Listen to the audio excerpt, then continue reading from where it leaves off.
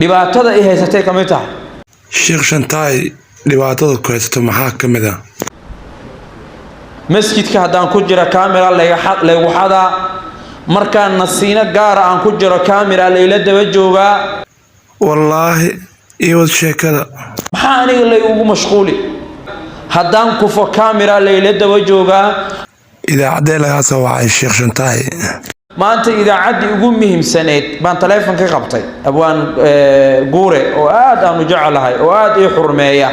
oo nin diin iyo dhaqan ilaahay u ilaaliya ah wuxuu igu yiri maxaa ka jira in lagu xiray waxaan ku uri abwaan Soomaaliyeed waa been xuriyadeedii baan haystaa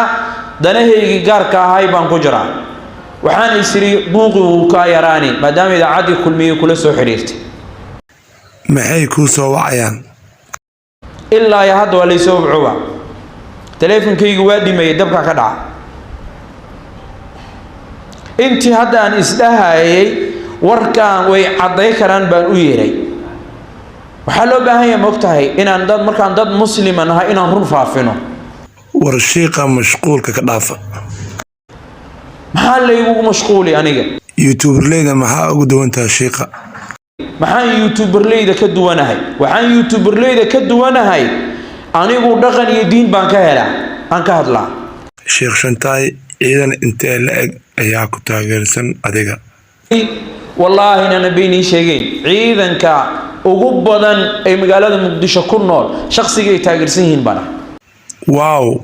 Sheekh Shantaay ma lagu xiri karo sidii la xiri karaa marka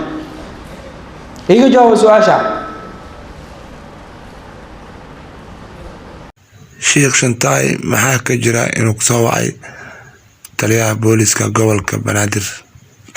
waxay soo wacay oo sax oo aan radaarabtiin aan itusi taliyihii CID da soo wacay waxa leeyahay hadashiyay Farxaan Qaroole Sheekh Shantaay Muqdisho yaa dadka ku xira Muqdisho yaa dadka ku xira Farxaan Qaroole dadka xirey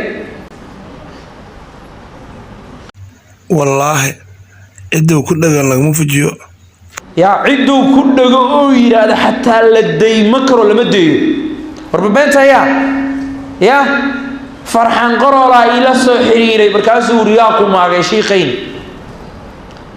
وحاي صو عن اللي هذا تليها قول كأمها اللي له يا هذا يرو يا يتوكراني يا ونين قربه سبحان أي من كان دلنا هاي عيدا كهيستاي كمان دوسكا أي وذبودا أيام بابا هاي واسك عياري زي مقتل ويلي يرو بيجيع